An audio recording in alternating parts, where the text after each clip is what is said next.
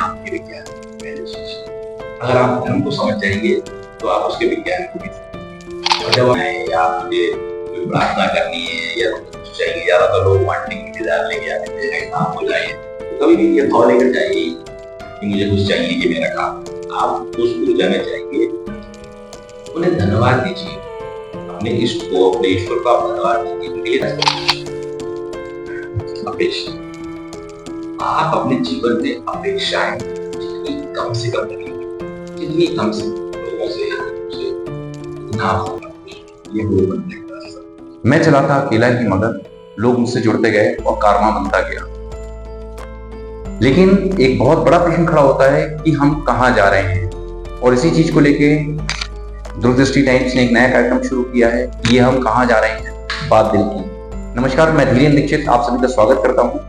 आज हमारे साथ में इनर स्माइल ग्रुप के डायरेक्टर और लाइफ आर्ट एक्सपर्ट विशेष जी हैं, जो कि अपनी ही एनर्जी के लिए जाने जाते हैं। और कार्यक्रम में पहले लाने का सबसे पहला कार्यक्रम आज हमारा विशेष जी के साथ शुरू करने का मुख्य कारण यही है कि इस कार्यक्रम को शुरू करने के लिए हमें एनर्जी की जरूरत थी, और वो एनर्जी हमारे विशेष जी से मिल सकती है। और आज मैं महसूस भी कर रहा हूँ कि वो एनर्जी यहाँ पे हमारे स्टूडियो में पूरे में फैली हुई है। तो सबसे पहला क्वेश्चन मैं चाहूंगा कि ये एनर्जी साइंस क्या है, इस पे आप क्या कहना चाहते हैं एनर्जी साइंस? सबसे पहले तो मैं आपका धन्यवाद देना चाहूंगा, दूरदृष्टि टाइम्स का धन्यवाद देना चाहूंगा। आपने ये संस्कृत प्रोग्राम आयोजित किया, उसके लिए बहुत बहुत आभार। जैसा कि आपने प्रश्न किया, एनर्जी साइंस, एनर्जी मीन्स ऊर्जा और साइंस मीन्स विज्ञान।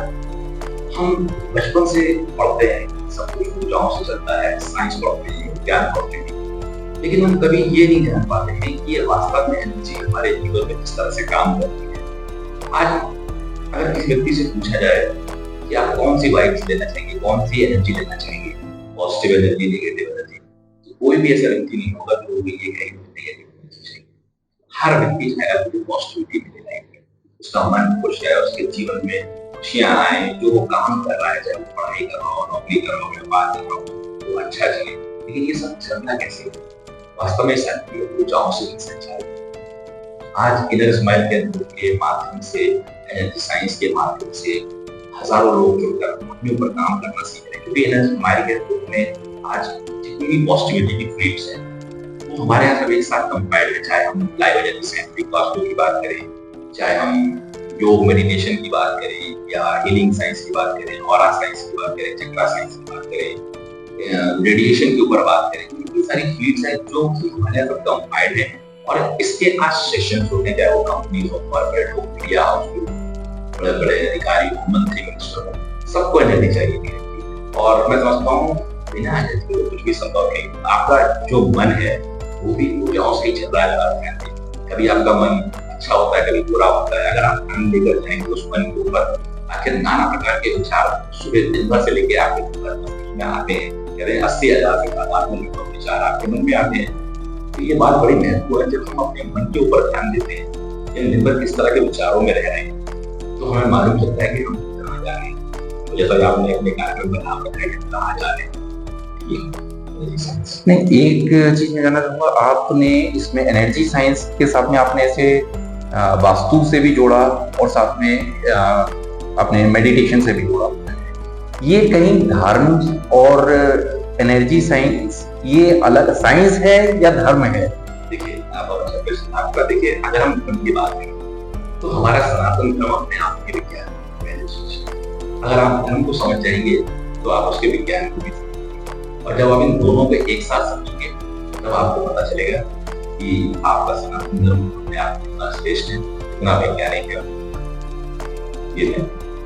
ये चलिए, धर्म की बात कर ही रहे हैं, तो अभी नवदुर्गे निकले हैं।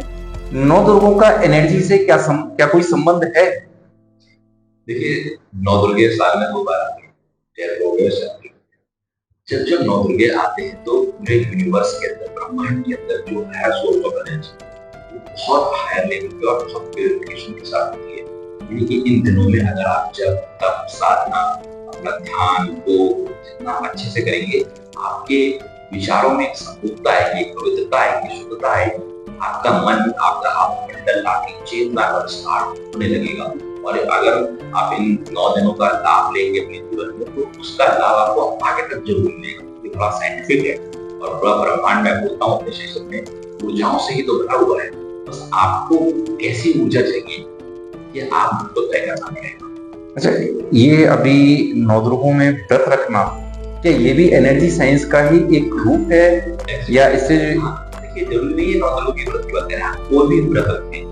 व्रत जब आप रखते हैं तो उसका साइंटिफिक रीजन है कि आपकी बॉडी कहीं ना कहीं डिटॉक्सिफिकेशन मांगती है। आप दिन भर खाते हैं, नाना प्रकार की चीजें खा रहे हैं, मोटे डाइट ले रहे हैं, प्रोटीन खा रहे हैं, बाहर का खाना खा रहे हैं, तो कहीं ना कहीं बॉडी में बहुत सारे टॉक्सिन्स जमा होते रहते हैं। हम इस बॉडी को रेस्ट देते ही नहीं। लोग आप देखिए आज स्ट्रीट फूड का जमाना है, आदमी स्ट्रीट फूड की तरफ भाग रहा है, बच्चे टीनेजर्स में फूड की तरफ लालायित है।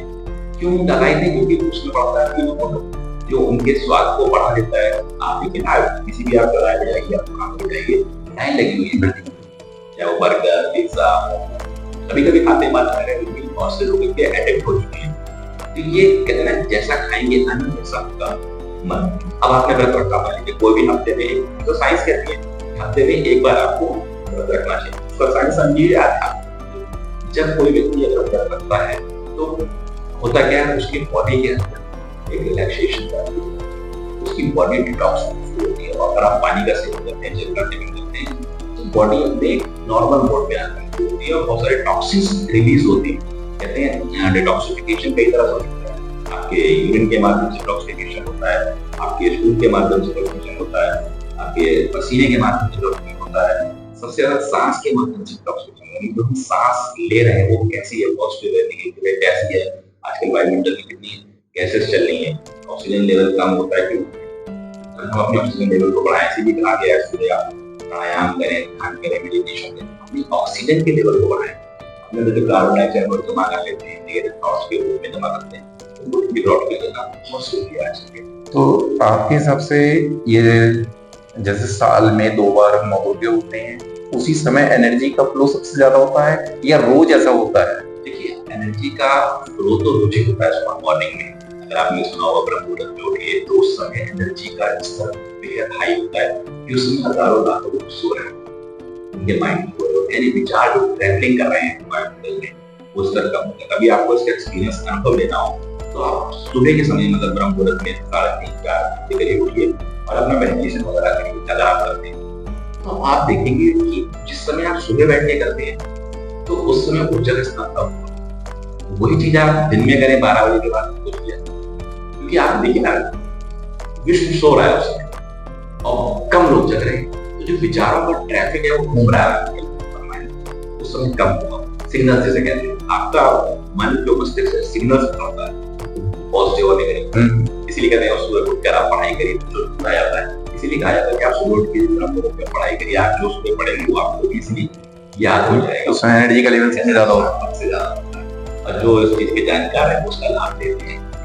यानी आपका कहने मतलब रोज जो है अगर हम सुबह के टाइम थोड़ी देर के लिए एनर्जी का लेवल सबसे ज्यादा होता है, और साल में 2 बार ऐसा होता है जो पूरे हफ्ते के लिए एनर्जी का लेवल बढ़ा होता है। लेकिन उसके अलावा भी बहुत सारे थिंग्स हैं ऐसे जिसमें एनर्जी लेवल बहुत हाई होता है। चाहे कोई ऐसा कोई फेस्टिवल आए, कोई त्योहार आए, बाकी जब अमावस्या पूर्णिमा आती है तो उस समय थोड़ा सा एनर्जी लेवल डाउन कर जाता है। ये तो साइंटिफिक रीजन है कि मूनलाइट एनर्जी काम करती है, आपकी बॉडी के अंदर 80% चल सकता है, तो कहीं ना कहीं लोगों को मूड स्विंग्स होते हैं, इरिटेशन है, पास्ट की बातें आती है दिमाग में, फ्यूचर को लेकर लोगों को एंजाइटी हो जाती है। तो कुल मिला के जब आप इस सिस्टम को समझेंगे कि how does energy work in our life day to day and how we can transform it.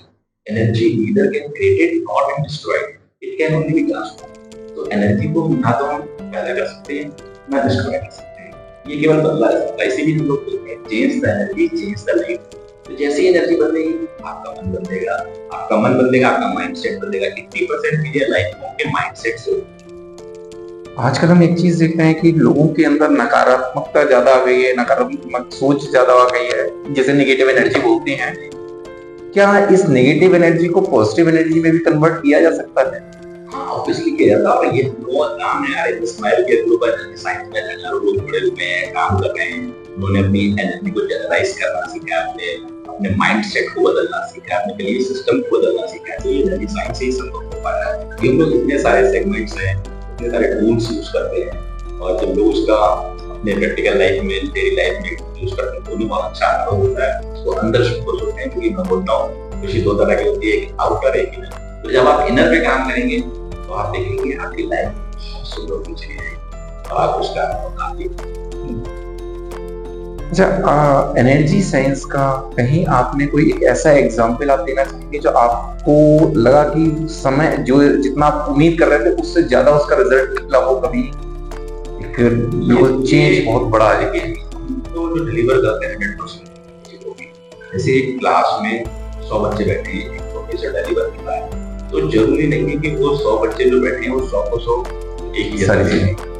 तो ऐसे हमारे सेशन में होते हैं। लेकिन हाँ, इसमें थोड़ा अलग ये होता है कि जब हम सेशन ले रहे होते हैं, मास सेशन होता है, तो जब एनर्जी उसको हम कोड करते हैं तो वो पॉजिटिविटी के रूप में आती है। तो उसमें लमसम जो अनुभव होता है एक्सपीरियंस होता तो एक सा है, लेकिन जो बताते हैं वो थोड़ा अलग हो सकता है। लेकिन कहने सारे लोग उस एनर्जी को अनुभव करते हैं, वो सीखते हैं कि हम अपनी एनर्जी पर काम करेंगे, क्या है बदलाव तो मिलेंगे, क्योंकि उनका माइंड मैकेनिज्म बदलता है, उनका थॉट प्रोसेस बदलता है, चीजें बदलती हैं, उनका सोचने का नजरिया बदल जाता है। जो लोग गुस्से में रहते थे वो अपने एंगर को भूल जाते हैं, जो लोग तनाव में रहते थे वो स्ट्रेस को मैनेज करना सीख जाते हैं। ये मेरी सिखाती है। जरूरी नहीं है कि आप बहुत बड़ी बड़ी डिग्रियां ले लेंगे तभी आप खुश रह पाएंगे, लिखा हुआ है। अगर ऐसा होता तो इतने बड़े बड़े अधिकारी हैं, इतने बड़े बड़े स्टूडेंट हैं, बड़े बड़े पैकेज पे काम करते हैं, टीवी एक्टर्स वगैरह रहे, टीवी लिफ्टर रहे, इन फेसबुक के डायरेक्टर भी यहाँ पर जो जैसे कि भारत में आ चुके हैं, फेसबुक, गूगल, इन सबके डायरेक्टर भी बीच बीच में भारत आते हैं और वो एनर्जी ही शायद एग्जैक्टली कैसे हम आते हैं, वो एनर्जी मिलती है ना वहां से कंट्रोल अपने आप से अच्छा मान के, तो वो उस चीज को अनुभव करते हैं, इसीलिए ध्यान में और उस अनुभव से उनके जीवन में ट्रांसफॉर्मेशन आता है। अच्छा, अभी आपने जैसे कैंची धाम मंदिर का आपने चर्चा की कि फेसबुक के डायरेक्टर भी आ चुके हैं यहाँ पे। क्या मंदिर, जो भारत में मंदिरों की संख्या बहुत ज्यादा थी और अभी भी है, और इवन अभी राम मंदिर का निर्माण हुआ है, तो क्या इससे एनर्जी भी क्या सकारात्मक ऊर्जा का और बढ़ेगी या बढ़ती है, या मंदिर से एक पॉजिटिव ऊर्जा का एक केंद्र है? आप क्या मानते हैं इसे? देखिए, जहाँ मंदिर, आप किसी भी मंदिर में जाएंगे, देवालय शिवालय, आप जब वहाँ जाएंगे तो वहाँ का जो सोर्स ऑफ एनर्जी है, सोर्स ऑफ एनर्जी पॉजिटिव हो गई। आपको मन से परेशान हो, आप जाइए किसी मंदिर शिवालय में, जाइए आते हैं, आपको खुद ही महसूस होगा आपका मन शांत हो गया। आखिर ऐसा कैसे हुआ? क्योंकि वहाँ की जो एनर्जी है वो बहुत पॉजिटिव है। वहाँ पे लोग क्यों जाते हैं मंदिर? कोई ये नहीं कहेगा कि मैं मंदिर गया, मैं नेगेटिव गया वहाँ जाकर, ऐसा कोई उसको तो एनर्जी तो वहाँ रहती है। वो तो रहेगी, जहाँ शिवालय होता है, किसी आप प्रतिमा के सामने बैठ जाएं, आप उससे कनेक्शन अपना स्टैब्लिश करें, आपको गुंबद बना बना होता है, एक तो जैसा निकला होता है, उसमें एनर्जी सिस्टम होता है, यानी जो कॉस्मिक एनर्जी का फ्लो हो रहा है वो डायरेक्ट उस मूर्ति से और उससे होकर फ्लो होता है। आप हाथ जोड़ते हैं, हाथ जोड़ने से क्या होता है? जैसे हाथ जोड़ते हैं, आप देखिए आपके मन में कितने गलत विचार और नेगेटिव थॉट्स कुछ क्षण के लिए रुक जाएंगे, क्योंकि आपने अपनी ऊर्जा को यहाँ से स्तब्ध कर लिया। आपके मन में प्रेम, करुणा, दया, प्रार्थना के विचार हो जाएंगे। आप कभी भी अनुभव करिए, ये हमारा सनातन धर्म है जो इस तरह के विज्ञान की बात करता है कि जब इस विज्ञान पर आप काम करेंगे तो धीरे धीरे आप मंदिर जाइए, आपने घंटा बजाया, अब घंटा बजाया तो उससे हुआ क्या? साइंस क्या है? जब आपने घंटा बजाया, जैसे ही आपने घंटा बजाया, उससे निकलने वाले जो वाइब्रेशंस तरंगे हैं वो पूरे सातों चक्रों के बैलेंस, जितनी भी नकारात्मक ऊर्जा होती है ऊपर भी चली जाती है।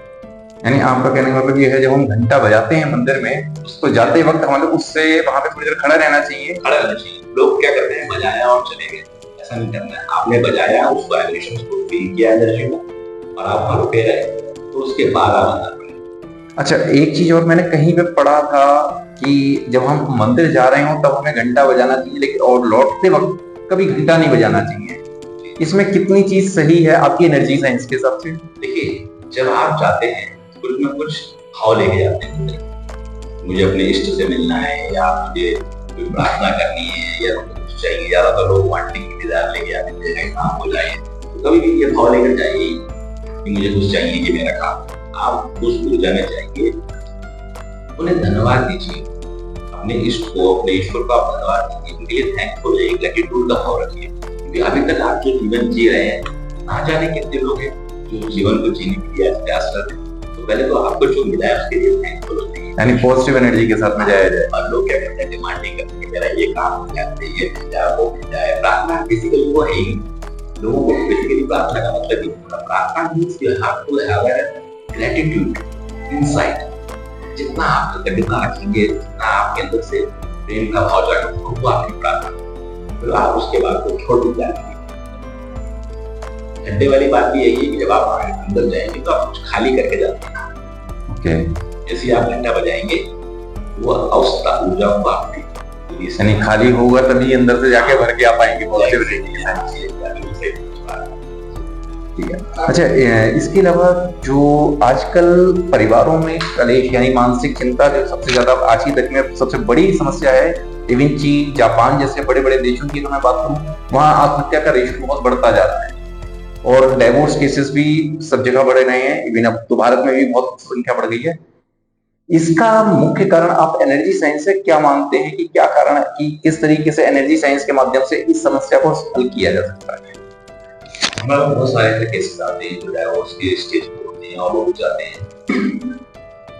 सबसे पहले आप देखिए रिलेशनशिप को लेकर आज की बहुत सारी प्रॉब्लम्स हो रही हैं। नई शादी हो रही है, डिवोर्स हो जा रहे हैं, 6-6 साल डिवोर्स हो जा रहे हैं। इसके पीछे कारण तो बहुत सारे हैं, लेकिन जो मेन कारण है आपकी एनर्जी का मिलना। जब तक आपकी एनर्जी अपने पार्टनर से मैच नहीं करेगी, यानी कि हार्ट चक्र की बात करें, 7 चक्रास की बात करें, अगर आपका हार्ट चक्र सामने वाले के हार्ट चक्र से कनेक्टेड नहीं है, भावनाएं कनेक्ट नहीं, आपस में प्रेम नहीं, तो क्या करना चाहिए? तो हार्ट चक्र को क्या मैंने किया जाए? हमारे सेशंस की बात होती है, उसमें आप बैठते हैं तो उसमें कैसे एनर्जी को अलाइन किया जाए। जब एनर्जी अलाइन होती है तो आपके विचार अलाइन होते हैं। यानी हार्ट चक्र को भी दोनों के बीच में तालमेल बनाया जा सकता है। और हर एक चक्र का अपना एक फिजिकली वर्क है। अगर आप उस चक्र के विज्ञान को समझेंगे तो बहुत अच्छा अनुभव होगा लाइफ में, और सारी चीजें आपको चक्रों की होगी। तो ये जो भी आपने चक्र की बात करी, तो हमारे जो चक्र हैं, इन्हें क्या जागृत किया जा सकता है या ये किताबी भाषा बात है या में लिखा हुआ है? देखिए, ऐसा है कि बॉडी के अंदर वैसे तो 1000 ऊपर चक्र होते हैं, उसमें से 100 में करीब होते हैं एक्सपर्ट, और उसमें से भी निकल के आते हैं तो 7 चक्र हैं। जैसे नाड़ियों की तरह बात करते हैं, बहुत सारे खाने हैं, 50 बिलियन सेल्स हैं बॉडी के अंदर। अब अलग अलग जाएंगे तो आप कंफ्यूज हो जाएंगे। तो साधारण तौर पर समझेंगे हमारे बॉडी के अंदर 7 तरह के चक्र, 3 तरह की मुख्य नाड़ियां, नीला, पीला, और इसके बारे में आयुर्वेद भी बताता है। अगर ये 7 चक्र आपके पॉजिटिव अलाइन है, बैलेंस है, इट मींस आप फिजिकल, मेंटल, इमोशनल, फाइनेंशियल वीज में आ जाता है। सब कुछ आपका एक्सपीरियंस है। विज्ञान धर्म में माता पार्वती ने सारे प्रश्न भगवान शिव से पहले ही पूछ लिए जो आपके हमारे सारे प्रश्नों के उत्तर भगवान शिव ने। तो भगवान को बाहर खोजने से अच्छा है कि आप अपने अंदर खोजें। ईश्वर बाहर बाद में, पहले आपके अंदर है। जब आप किसी को नमस्कार करते हैं तो आप बेसिकली उसको नमस्कार करते, उसके अंदर बैठे भगवान। मैं अपने सेशन में बोलता हूँ कि आपके अंदर बैठे उस परमात्मा को मैं प्रणाम करता हूँ, उस ऊर्जा को मैं नमन करता हूँ, वंदन करता हूँ, कि मुझे पता है कि उसके अंदर भी वही तत्व है जो मेरे अंदर है, वो आपके अंदर ही है। लेकिन आपको उस तत्व की महत्ता, इंपॉर्टेंस नहीं पता है लोगों को। क्यों? उसके ऊपर कितनी सारी ब्लॉकेज में जमा करती है, उसके कर्म की लेयर बड़ी हुई है, इतनी दुनिया के विचारों की लेयर है। तो जैसे जैसे वॉल्स ऑफ कार्मिक लेयर्स डिसॉल्व होना शुरू होती है, जब आप धीरे धीरे उस ऊर्जा से तारतम्य होते हैं, यानी कि अपनी चेतना के तार, उस परम चेतना से जुड़ पाने सक्षम हो पाते हैं। एक प्रोसेस है, लंबा प्रोसेस है, लेकिन आज आप जिंदगी में आएंगे तो आप देखेंगे जीवन बहुत सुंदर हो गया है। आप हजारों लोगों की जिंदगी में मुस्कान देख पाएंगे। अगर आज हम इस क्षेत्र में कार्य कर पा रहे हैं तो निश्चित रूप से ईश्वर का आशीर्वाद है, ग्रेस है। अगर आप खुद में पॉजिटिव नहीं रहेंगे, आप दूसरों को कैसे पॉजिटिव कर पाएंगे? तो इसलिए हमें अपनी ऊर्जा ये रहता है, जैसे अभी आपने कहा कि आप उस ऊर्जा को महसूस कर रहा हूँ, आपने उस वाइब्रेशन को महसूस कर लिया। बिल्कुल बिल्कुल, हम लोग साक्षात्कार कर रहे हैं तो बैठ के, लेकिन आप उस वाइब्रेशन को, पॉजिटिविटी को फील कर पा रहे हैं। या आप ही नहीं है, जहाँ भी हमारे सेशन होते हैं, लोग मिलते हैं, लोग अपना अनुभव बताते हैं, लोग उन चीजों को करते हैं, तो वो ऊर्जा है। लेकिन ऊर्जा को आप देख नहीं सकते, लेकिन महसूस करते हैं। वो हजारों लोग महसूस करते हैं कि हम उस पर काम कर रहे हैं। और आप भी करते हैं, आप भी कर सकते हैं, तो आप ध्यान दें। अच्छा, ऊर्जा का आपने इसमें एक वास्तु शब्द इस्तेमाल किया था। वास्तु का ऊर्जा से कितना संबंध है? ये वास्तु किसके लिए ऊर्जा है?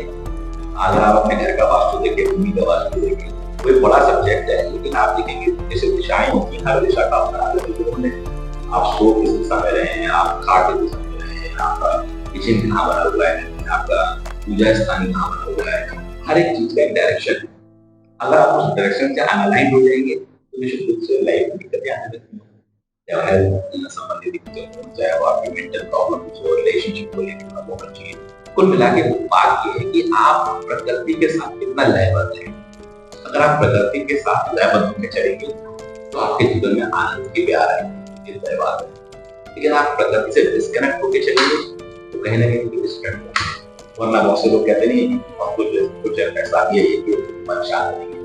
क्यों नहीं? क्योंकि ये काम ही नहीं किया उसके ऊपर, ना करेगा ना तो how to live in the mental hygiene system. तो अपने मेंटल हाइजीन को समझना और काम करना वेरी इंपॉर्टेंट है, तभी आप पॉजिटिव रह सकते हैं।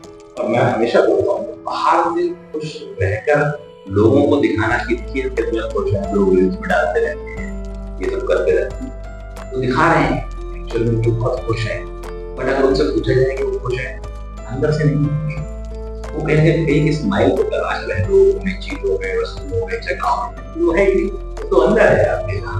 तो ये चीज एक खुश रहने का या अपने अंदर पॉजिटिव एनर्जी पाने का एक गुरु मंत्र आप कोई बता सकते हैं कि ऐसा कोई है? वैसे तो बहुत सारी चीजें हैं, हर व्यक्ति के एनर्जी पर डिपेंड करता है, लेकिन एक कॉमन बात है आज की डेट में सबसे ज्यादा लोग सफर करते हैं, वो है एक्सपेक्टेशन, अपेक्षा। आप अपने जीवन में अपेक्षाएं जितनी कम से कम रखेंगे, जितनी कम से लोगों से उतना आप सफल, ये गुरु मंत्र है। नंबर 2, आप वर्तमान में रहने का प्रयास कीजिए। जहां भी ना तो आप पास्ट में रहिए, जो हो चुका हो उसके बारे में बहुत ज्यादा समझिए, और क्या होने वाला है उसको सोच सोच के परेशान, क्योंकि अभी वही वर्तमान है जो कभी आपको फ्यूचर की तरह छोटा करते हैं। आज जो आप जीवन जी रहे हैं ये वही फ्यूचर है जिसके बारे में पहले चल रहे हैं। तो आप अपेक्षाओं से बचिए, इतनी कम, मैं ये नहीं कह रहा हूँ मत रखिए, लेकिन बहुत ज्यादा जितनी कम अपेक्षाएं रखेंगे उतना ही हम खुश रहेंगे। अपनी इच्छाओं पर थोड़ा सा कंट्रोलिंग करें। जिम्मेदारियां ज्यादा होनी चाहिए, जिम्मेदारियां ज्यादा होंगी, इच्छाएं कम होंगी, तो आप खुश हैं। लोगों से अपेक्षाएं करेंगे बहुत ज्यादा, किसी भी कोई मेरे लिए ये करेगा तो मैं खुश रहूंगा, कोई ये कर देगा तो हाँ, अगर अपेक्षा रखनी है आपको तो सिर्फ अपने ईश्वर से, अपने इष्ट से रखिए जिसने आपको इस दुनिया में भेजा है। ये बिल्कुल साइंटिफिक बात है। अच्छा, एक चीज जो मैं अपने दर्शकों के लिए कहूंगा कि आप, अगर कोई दर्शक ऐसा है हमारा जो इस समय बहुत ज्यादा नेगेटिव है, उसके अंदर नेगेटिव एनर्जी बहुत ज्यादा आ गई है, वो बिल्कुल नकारात्मक सोच रहा है, तो क्या तरीका उसके पास में है जिससे वो इस नकारात्मकता से थोड़ा बाहर आ सके, अपने आप को एक नॉर्मल कर सके? देखिए, आपके इस इंटरव्यू के माध्यम से बहुत सारे लोग आप इस वीडियो को देख पा रहे हैं, और मैं आपके इस मंच के माध्यम से बताना चाहूंगा, अगर कोई भी व्यक्ति ऐसा हो जो सुन रहा है, वो बहुत ज्यादा नेगेटिव रहता हो, उसका कोई काम ना हो रहा हो, उसे बहुत गुस्सा आ रहा हो, उसके अंदर चिड़चिड़ापन आ गया हो, उसे बहुत हताशा दिख रही हो, निराशा दिख रही हो जीवन में, तो वो जहां वही रुक जाए और एक लंबी गहरी सांस कर ले, और सांस लेने के बाद छोड़े, और अपने आप को ध्यान की अवस्था में बैठ जाए। केवल 16 मिनट ये प्रयास करें, सिर्फ 16 मिनट बैठे। बैठने के बाद वो ये देखे कि कैसे विचार आ रहे हैं, नेगेटिव भी आएंगे, आने दो, धीरे धीरे धीरे धीरे धीरे धीरे आगे बढ़ेगा, तो वो देखेगा कि मन एक बार को स्थिरता में आएगा। आपको यहाँ पे टेक्निक का इस्तेमाल करना है, उसको बोलते हैं 4, 7, 8, 10। आपके इस इंटरव्यू के माध्यम से मैं बताना चाहूंगा तो दर्शकों सभी के लिए बहुत लाभकारी टेक्निक है। हजारों लाखों लोग दुनिया में करते हैं, इवन अमेरिका की जो मिलिट्री है वो भी इस टेक्निक को करती है, अच्छी नींद आने के लिए, अपने आप को रिलैक्स करने के लिए।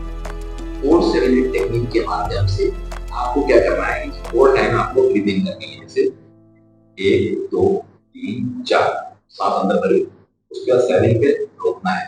1 2 3 4 5 6 7, मतलब 7 सेकंड तक आपको रोकना है और फिर 8 सेकंड तक धीरे धीरे छोड़ना है नाक से। 1 2 3 4 5 6 7। ये टेक्निक आप कम से कम 8 से 10 बार डेली करें मॉर्निंग में। आप देखिए कैसा जबरदस्त कमाल होता है। बाकी जब आप अपने ऊपर काम करेंगे तो आप देखेंगे लाइफ ट्रांसफॉर्म होती है। जब लाइफ ट्रांसफॉर्मेशन पे आप अड़े हो जाएंगे ना, लाइफ आपको चीजें देना शुरू कर देगी। तय बात है, कोई भी कर रहा है। जिसने अपने ऊपर ध्यान दिया है तो दुनिया ने उसके ऊपर ध्यान दिया है। इसलिए अपने ऊपर ध्यान देना, अपनी ऊर्जाओं पे काम करना आज के लिए सबसे ज्यादा महत्वपूर्ण विषय है जिस पर लोग ध्यान देते। और जिन ने उस पर ध्यान दिया है उन्होंने अपनी लाइफ को ट्रांसफॉर्म करके अलग प्लेटफॉर्म दिया है और इस पे काम कर रहे हैं। एक लास्ट क्वेश्चन मैं पूछना चाहूंगा कि हमें पहली प्रायोरिटी एक इंसान की आज की तारीख में पहली प्रायोरिटी क्या होनी चाहिए? देखिए बहुत अच्छा प्रश्न है, लास्ट क्वेश्चन लिया है आपने और इस प्रश्न का जवाब मैं दूं उससे पहले मैं आपको बता दूं, जितने भी लोग सुन पा रहे हैं सभी लोग माध्यम से, आप जहां भी हैं आपकी पहली प्रायोरिटी अपने आप में सबसे पहला ध्यान रखना। और नंबर 2 आपके पास जो कुछ भी है पहले अपना संतुष्टि का जीवन लेना है, क्योंकि आपको नहीं पता जो आप जीवन जी रहे हैं उसी जीवन को जीने के लिए अभी भी कितने लोग प्रयास कर रहे हैं। अगर आप अपने आप को दुखी करना चाहते हैं तो अपने से ऊपर वालों को देखिए, अभी आप दुखी हो जाए। अरे वो वहां पर गया, वो वहां पर गया, कमा लिया। और अगर आप अपना कुछ सुखी दे रहे हैं तो अपने से नीचे बात, ये सबसे बड़ा है। ये हर हाल में खुशी, ये मैं हमेशा हर सेशन में बोलता हूँ कि हर हाल में खुशी, इसको आप अपना मोटो बना लीजिए। लाइन कम मिला ज्यादा मिला तब भी खुश रहना है। एक ऊर्जा, एक समानता, एक बैलेंस बनाना है ऊर्जा के। जो मिला है हमें थैंकफुल रहना है, ग्रेटफुल रहना है। मैंने क्या बताया आपको, जो प्रार्थनाएं करते हैं हमें आती है अपनी प्रार्थना। हमें प्रार्थना में बेसिकली ये करना है कि आपको धन्यवाद देना है, हमें अपने इष्ट को समर्पित करना है। जितना हम ग्रेटफुल रहेंगे, थैंकफुल रहेंगे, सोते जागते खाते पीते उठते बैठते हर चीज के लिए आप शुक्रिया रखिए। उस डिवाइन एनर्जी को, उस ईश्वर को, शिव तत्व को, कृष्ण को, जिसको आप मानते हैं, आप धन्यवाद देना शुरू, आभारी हो जाइए। इस मूल को पकड़िए और आप इसे 40 डेज की तरह चैलेंज के रूप में करिए। लेकिन वो थैंक यू वर्ड जो है आपका केवल वर्ड्स में नहीं होना चाहिए, वो आपके हृदय से आना चाहिए। I am very thankful, I am so much thankful God Shiva जो मिला। यानी आपके हिसाब से 40 दिन अगर ऐसा कर लिया जाए तो जीवन में जबरदस्त ट्रांसफॉर्मेशन आएगा, उसमें कोई संशय नहीं, कोई बुराई नहीं है। लोग आभारी होना नहीं जानते हैं, लोग थैंकफुल होना नहीं जानते हैं, लोग आज ग्रेटिट्यूड की भावना से दूर हैं, लोग जेलसी में हैं, लोग ईर्ष्या में हैं, लोग डर में हैं, लोग चिंता में हैं, लोग तनाव में हैं। कहाँ से लिया आएगी पॉजिटिव ऊर्जा, और आ भी गई तो कुछ समय के लिए आएगी। तो इसलिए उसको निरंतरता बनाए रखना चाहते हैं तो उसके लिए बताइए आपको अपने नेगेटिव ब्लॉक्स को हटाना ही पड़ेगा। आप अपनी पात्रता में रखे क्या है, आपका जो पात्र है उसमें आपने इकट्ठा क्या किया। जैसे आप अमेज़न पर शॉपिंग करते हैं, फ्लिपकार्ट पे शॉपिंग करते हैं, कहीं भी शॉपिंग करते हैं, उसमें एक ऑप्शन आता है कार्ट का। तो उस कार्ट में मुझे अच्छे लगते हैं, आप लेते हैं, बाद में खरीद लेंगे।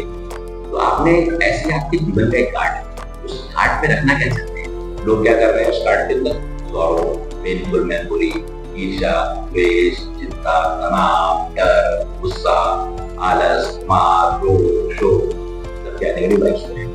तो रख रखो मतलब को। अब आपको चाहिए क्या, love, unconditional love, happiness, inner peace, knowledge, wisdom, ये अच्छे सब नहीं है। जो अच्छी चीजें हैं वो अपने उसमें रखे हैं, तो वही चीजें मैं ठीक करूंगी। गुड वाइब्स, आज मैं बोलता हूँ गुड वाइब्स, हजारों लोग कॉपी करते हैं, इसको लिखते हैं वीडियोस में। गुड वाइब्स आती कहाँ से? गुड वाइब्स बनती है वाइब्रेशन, वाइब्रेशन को जो है कन्वर्ट करती है एनर्जी में, और एनर्जी फिर कन्वर्ट करती है आपकी फिजिकल वेज की घटना कर देगी। गुड वाइब्स, हैप्पी थॉट्स, जब आप बार बार उसमें ही रहेंगे तो आना तो नहीं है, वही है। इसलिए अपनी ऊर्जाओं पे काम करना आज की डेट में बहुत जरूरी है। और हम लोग ये बोलते भी हैं कि हम लोग SDM पे काम कर रहे हैं। S for stress free life, D for disease free life, M for medicine free life.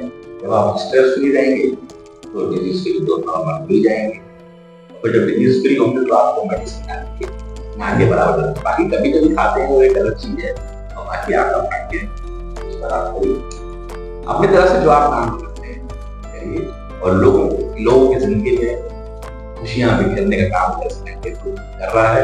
ईश्वर ने हमें उस चीज को चुना है, हम ऊर्जा विज्ञान के माध्यम से आज कर रहे हैं, और ईश्वर कर रहा है, हम लोगों को भी बनाया गया है, क्योंकि वहाँ नॉलेज भी है, विजडम भी है, हैप्पीनेस भी है, एक क्रिएटिविटी भी है।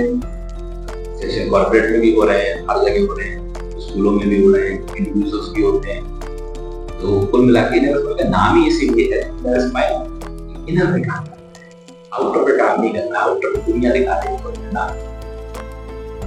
अंदर से काम कर लिया तो अपने आप ही बाहर दिखने लगेगा।